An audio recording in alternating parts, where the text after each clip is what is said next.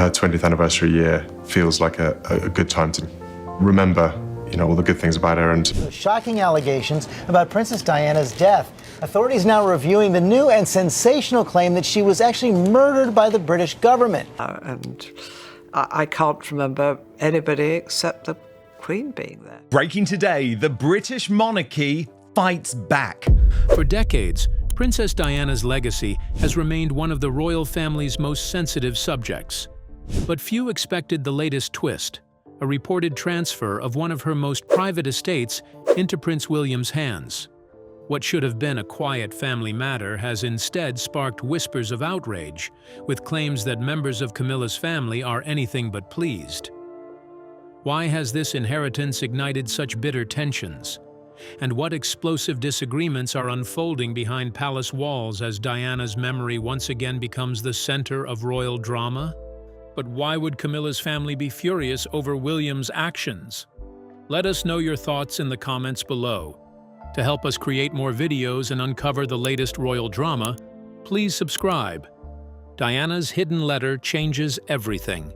For nearly 30 years, a single sheet of paper remained hidden inside a quiet, locked drawer at Kensington Palace. No one paid attention to it for years. It was not decorated or special in appearance, just a simple document that carried the signature of Princess Diana at the bottom. It looked ordinary at first glance, yet it held something far more meaningful than its plain look suggested. Next to her signature, in Diana's own neat handwriting, was one carefully chosen word: William. That single name gave the document a weight that went far beyond ink on paper. It was not just a label, but a quiet message tied to love, intention, and a mother's deep concern for her son's future. Last month, the document finally came back into the open after being hidden away for decades. The moment it resurfaced, word began to spread quietly through royal circles. It did not take long before phones started ringing and private conversations grew serious. The discovery quickly became something people could not ignore or dismiss. When news of it reached Camilla's family, attention spread rapidly, and tension began to build in subtle but noticeable ways. The story moved fast, carried by whispers, questions, and uncertainty. What had once been sealed away in silence was now being discussed in places where such matters are usually kept private. This is not just another piece of royal gossip. It reaches deeper into history, touching emotions, loyalty, and long-standing family dynamics. It also reflects private decisions that were never meant for public eyes, yet are now influencing how people interpret old relationships and past events. Those who have followed the royal family for years already know that the connection between William and Camilla has often appeared distant. In public moments, there has been politeness, but also careful emotional space. Nothing openly hostile, yet nothing warm either, only quiet formality and measured interaction. But what is now emerging goes far beyond surface impressions. It connects to older wounds, shifting loyalties, financial influence, and decisions made many years ago that were never fully revisited.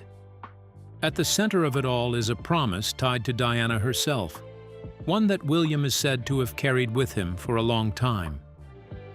Now that the document has returned, emotions inside the palace are reportedly unsettled.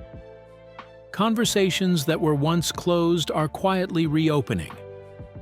Some see it as something better left in the past, while others believe it is finally revealing unfinished truths that can no longer stay hidden.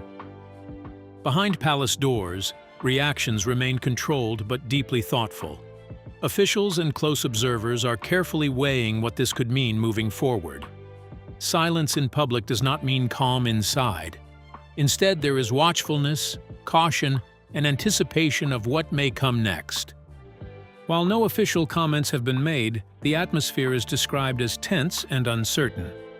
Many are waiting to see how William himself will respond, knowing his reaction could shape the next chapter of this unfolding situation within the royal household.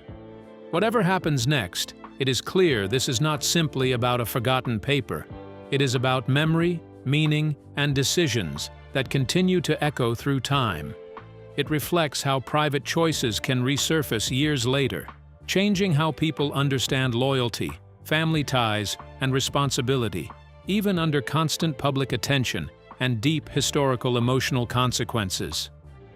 So, what did Diana secretly set aside for William? How did one date from 1996 change the whole story of Diana, Charles, and Camilla?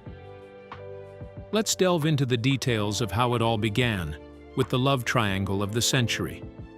A royal love triangle rewritten. The relationship between Prince Charles, Princess Diana, and Camilla Parker Bowles is widely remembered as one of the most talked about and debated love stories in modern royal history. It was not a simple romance, but a long and complicated journey shaped by early friendships, personal choices, duty to the crown, and intense public attention that lasted for decades.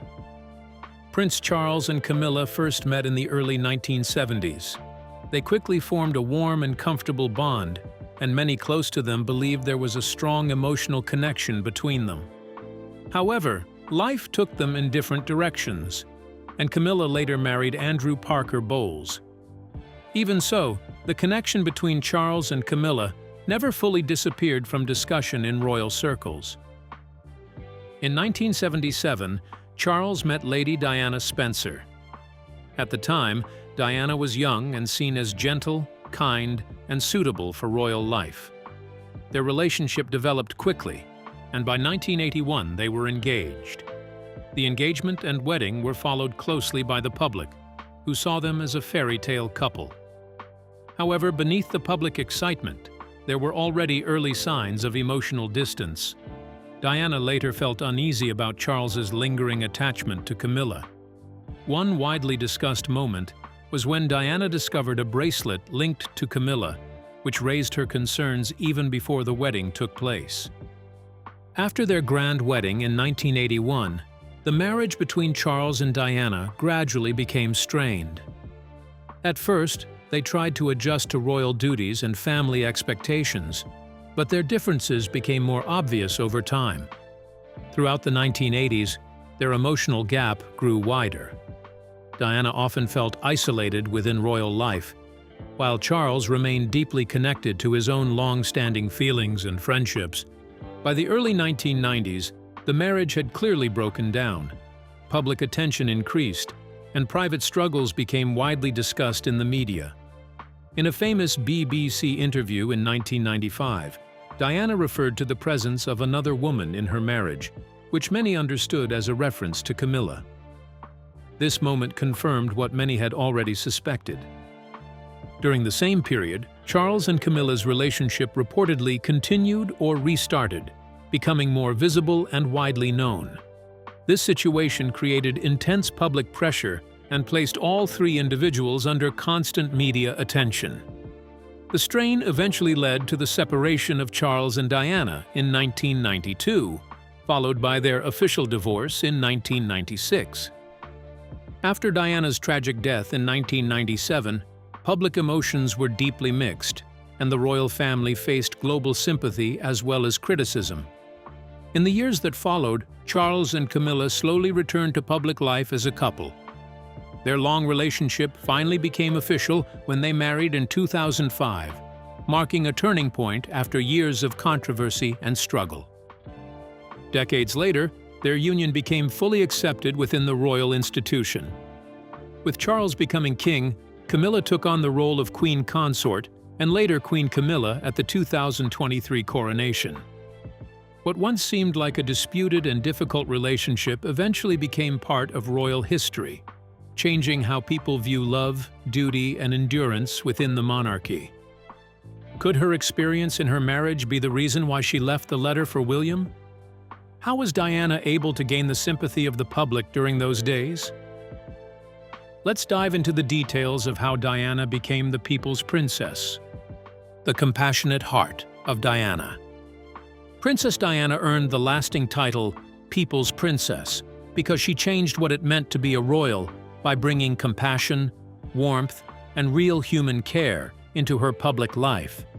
Instead of staying distant behind palace walls, she chose to meet people face to face and often visited those who were sick, poor, or forgotten in society. HIV does not make people dangerous to know, so you can shake their hands and give them a hug. Heaven knows they need it. This simple choice made many people feel that she truly saw them and understood their pain. One of the strongest parts of her public image was her natural warmth and open heart.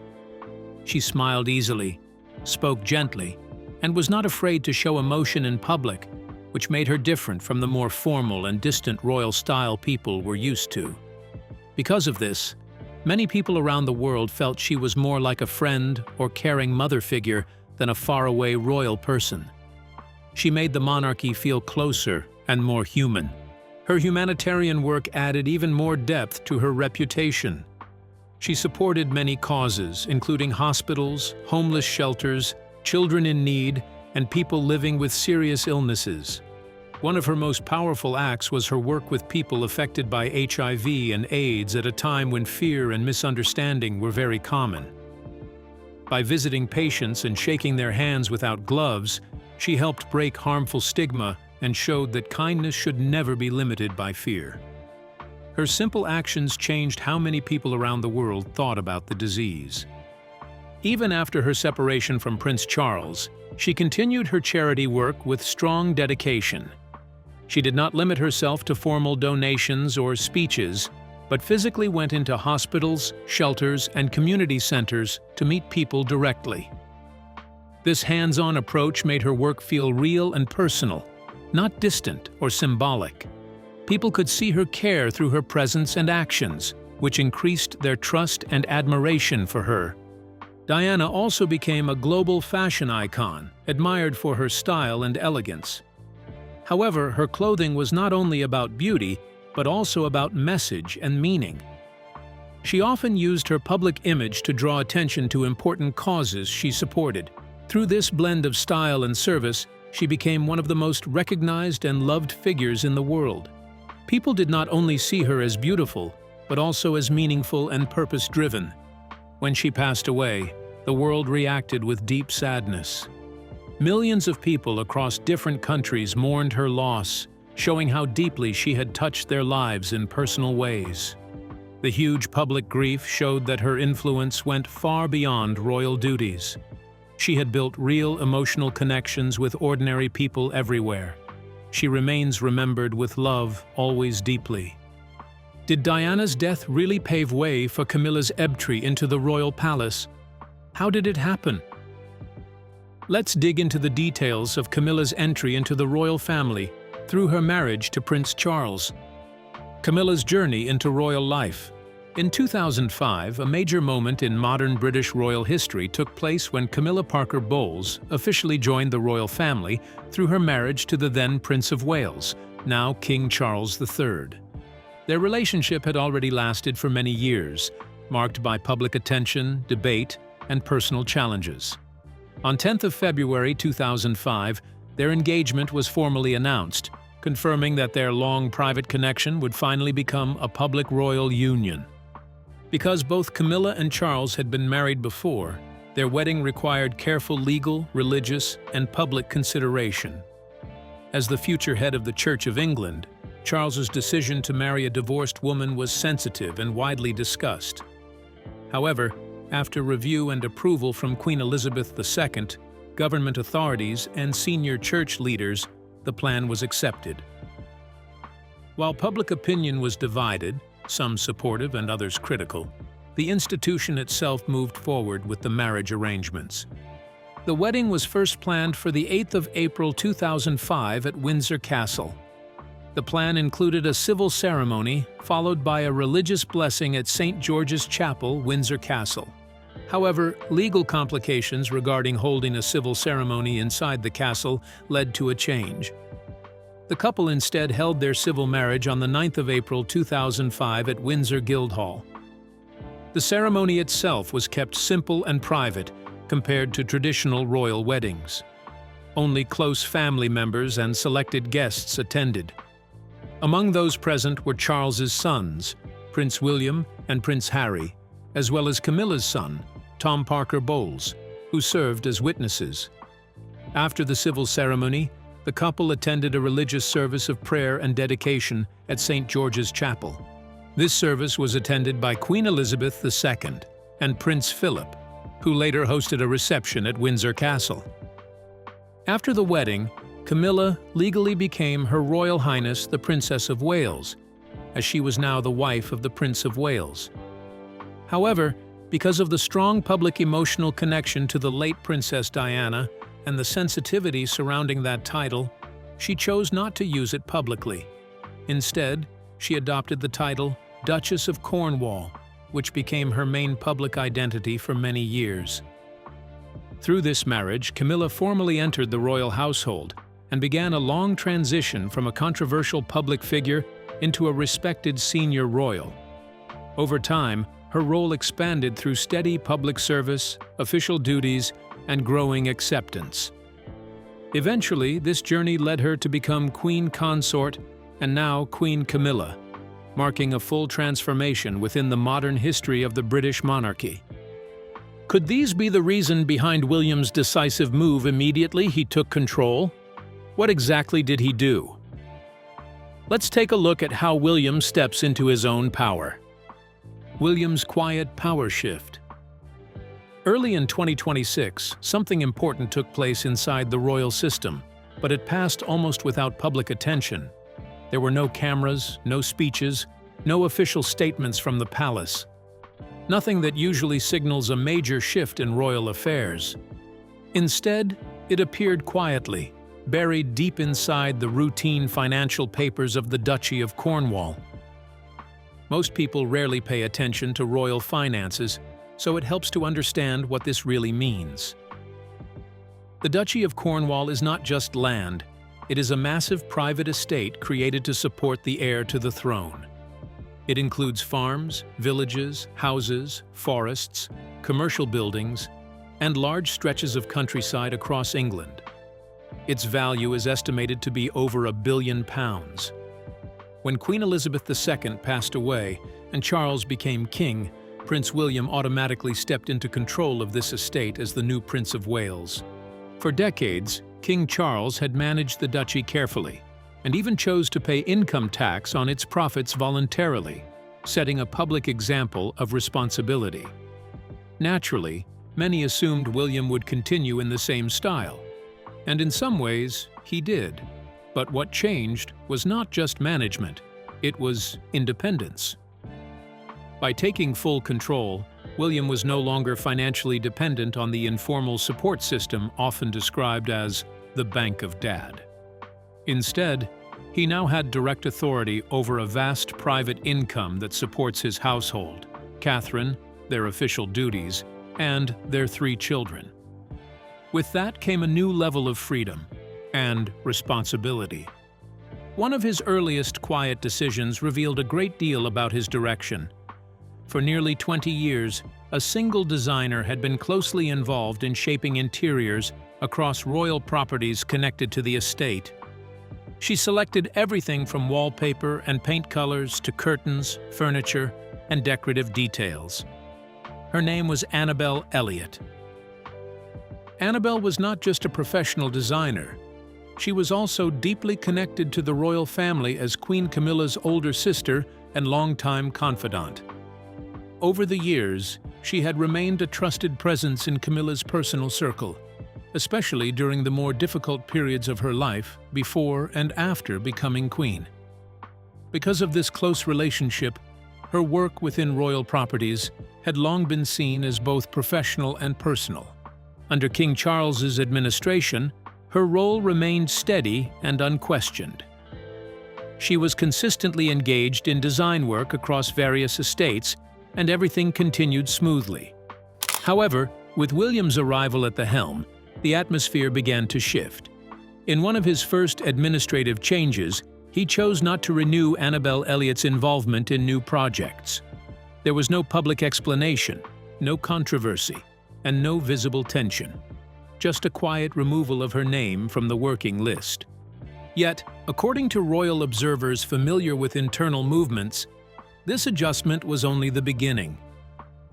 Reports suggest that William's attention soon extended beyond staffing decisions. he is said to have begun reassessing control over a small but symbolically important private property that had long been loosely associated with his mother's legacy, an estate that over time had also become familiar within Camilla's wider family circle. Can William ever be close to Camilla, looking at how her presence has affected his mother? Does he make his dislike for her visible? Let's look into the relationship shared by Camilla and William. William-Camilla relationship over time. The relationship between Prince William and Queen Camilla has been widely discussed by royal commentators as one shaped by history, emotion, and slow change over time. Many royal experts, including those cited by Fox News, explain that William's early feelings toward Camilla were shaped by the painful end of his parents' marriage. They note that as a young boy, William felt discomfort and distance toward Camilla, largely because she was linked in public debate to the breakdown of his family home. Camilla, entering the royal family environment, also carried the heavy burden of public blame for the separation of King Charles III and Princess Diana. This made early interactions between William and Camilla careful, formal, and sometimes emotionally tense, as both sides adjusted to a delicate family situation. Reports from royal authors suggest that Camilla was very aware of William's role as heir and often chose to keep a respectful distance, avoiding any attempt to act like a parent figure. Over time, the relationship slowly began to improve, as both sides adjusted to new roles within the royal family. According to analysts cited by Fox News, Camilla's steady support for King Charles and her decision to avoid direct involvement in conflicts between father and son helped reduce tension. William, in turn, is said to have gradually come to see Camilla as a stabilizing presence in his father's life and as someone committed to royal duty. Modern accounts now describe their relationship as polite, civil, and cooperative, even if it is not deeply personal. While differences in personality and perspective remain, they are often united by their shared responsibilities within the monarchy. During times of health concerns affecting senior royals, both William and Camilla are said to focus more on stability and continuity than on personal history. Camilla is also reported to sometimes offer quiet advice to King Charles, while maintaining a respectful awareness of William's future role as king. Royal commentators emphasize that the current relationship is less about old conflict and more about the needs of the institution. Today, William and Camilla are generally seen as professional allies within the monarchy, aware of their shared responsibilities, even if their personal history remains complex and layered.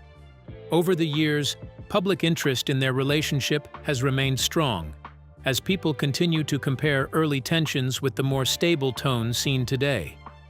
This change is often viewed as part of a broader effort within the royal family to maintain unity, reduce public conflict, and focus on duty rather than personal disputes. Ultimately, their relationship reflects how personal pain and public duty can exist side by side within a modern monarchy that continues to evolve over time while balancing responsibility and service also. What was in the paper that Diana left for William? Why is Camilla's family affected? Let's delve into the details of the 1996 paper that still matters. William inherits Diana's private estate. To understand why this property matters so much, we need to go back to 1996. Diana's marriage to Charles was officially over. The divorce papers had been signed that August. She lost her Royal Highness title. In the eyes of the royal establishment, she was being gently pushed to the side. But Diana was still a mother, a smart, protective mother, with 2 young boys who needed security that went beyond palaces and titles. William was 14, Harry was 12. Diana wanted her sons to have something that truly belonged to them, something separate from the crown, from Charles, and from the family she felt had treated her so poorly. According to several royal biographers and sources close to the events, Diana spent much of her final year making careful, quiet arrangements. Some of those steps became public later, the letters to her butler Paul Burrell, the trust funds for her boys, but other papers stayed private, One of those private arrangements, according to multiple royal commentators, involved a modest estate, a house and some land that Diana personally selected. She signed the paperwork in December 1996, just 4 months after the divorce and 8 months before her tragic death in Paris. Next to her signature, she clearly wrote William's name. Not the crown, not Charles, not the family, just William, her boy. That single date, December 1996, changes how we see the entire Diana story. At that moment, she was no longer the shy young princess the world once pitied. She was a woman who had been through fire, who understood power, and who was determined to protect her sons even after she was gone.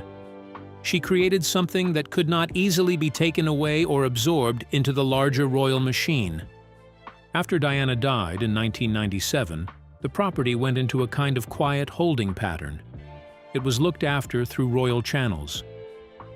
Over the years, according to reports, Annabel Elliott helped manage its look and feel, choosing furnishings, decorations, and details. Camilla's family grew comfortable with it. For nearly 30 years, it felt like part of their extended world. William said nothing. He grew up, joined the military, got married, had children, and watched his father marry the woman his mother had struggled against. He waited. He remembered. And when he finally gained control of the Duchy of Cornwall, he asked the lawyers to pull every document connected to that property. What they found confirmed what Diana had intended.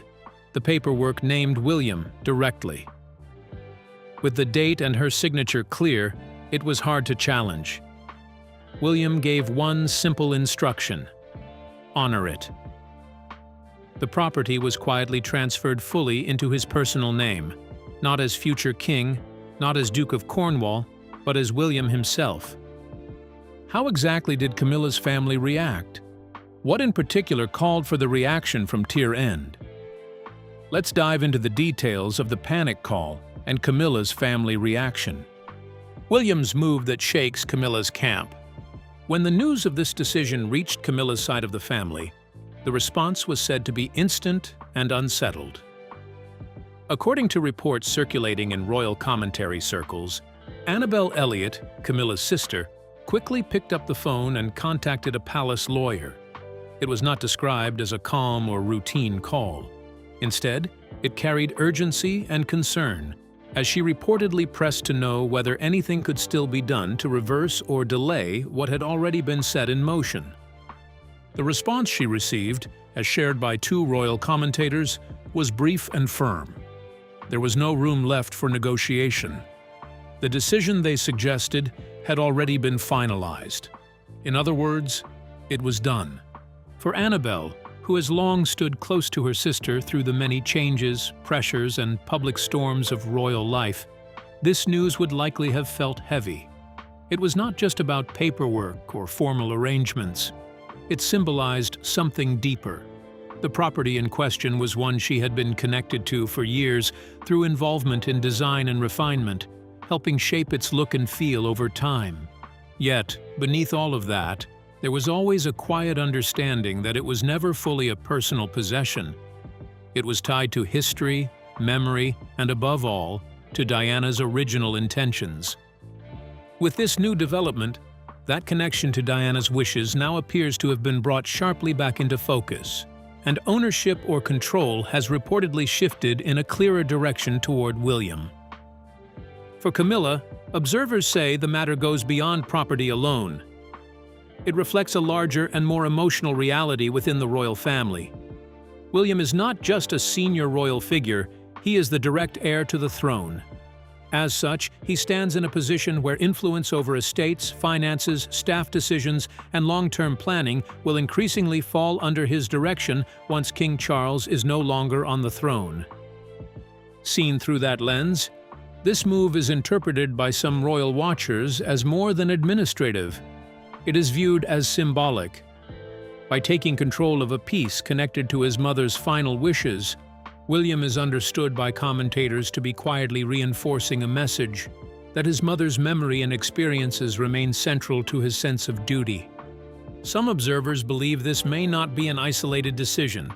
There are suggestions that William could be reviewing other arrangements linked to Diana's later years carefully and quietly. For those close to Camilla, such possibilities may feel uncertain, even uncomfortable, as they hint at a slow but deliberate reshaping of past agreements. Still, supporters of William argue that this is not about confrontation or revenge. Instead, they see it as the steady actions of a son who is trying to honor what he believes his mother intended, in his own quiet and controlled way, without public drama or open conflict. Could William really be wielding his sword of revenge? For how long has he been sharpening it before this day? Let's dig into the details of a son's promise and the end of the post-Diana era. William honors Diana's quiet legacy. William was only 14 when he walked behind his mother's coffin in 1997. The world saw a boy carrying unimaginable grief. That boy is now a 43-year-old man, the Prince of Wales, and one day, the King.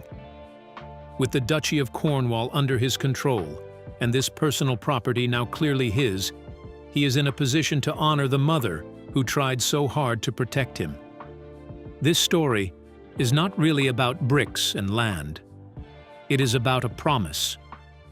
In December 1996, Diana sat down and made sure her older son would have something that came directly from her heart, something independent, something personal, something that belonged to the boy she loved more than anything.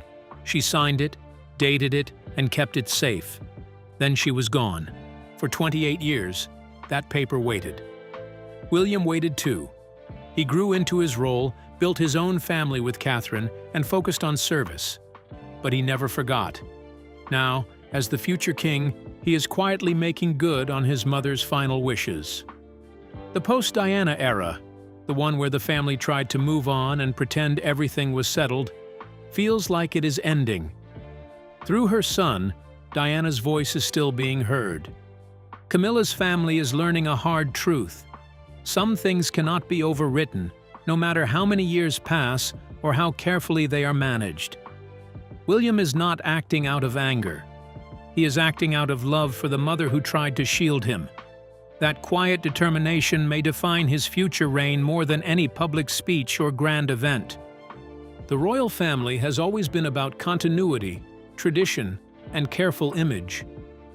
But every once in a while, a human story breaks through. A mother's final gift, a son's long memory, and a promise kept across nearly 3 decades. This is one of those stories. It reminds us that behind the crowns, the titles, and the palaces are real people carrying real pain and real love. William's actions indicate a leadership style rooted in quiet strength and loyalty to Princess Diana. The passage suggests he is honoring promises connected to her memory while navigating complex royal relationships. Though public attention often focuses on Diana and Camilla, this moment highlights deeper themes of legacy and family responsibility. With formal matters concluded, the conversation now shifts toward memory, duty, and inheritance within the monarchy. As William approaches kingship, his resolve appears increasingly evident. Diana's son has grown into a deliberate figure who remembers his past and acts with intention, shaping how future generations may understand royal duty and continuity. Apart from this move, has William carried any of his mother's legacies forward? How has he been able to achieve that? Let's take a look at William's role in carrying forward Princess Diana's legacy. Honoring Diana through royal service. Prince William has built much of his public identity around continuing the legacy of his late mother, Princess Diana. More than a formal duty, it is something deeply personal to him. The values she was known for, kindness, compassion, and a strong desire to connect with ordinary people, have become central pillars in the way he approaches his role as a future king. One of the clearest public moments that reflected this connection came in 2021, when William stood alongside his brother, Prince Harry, to unveil a statue of Princess Diana at the Sunken Garden in Kensington Palace. The setting was carefully chosen, as it was one of Diana's favorite peaceful spaces. The statue was not just a piece of art, but a lasting reminder of her life and influence.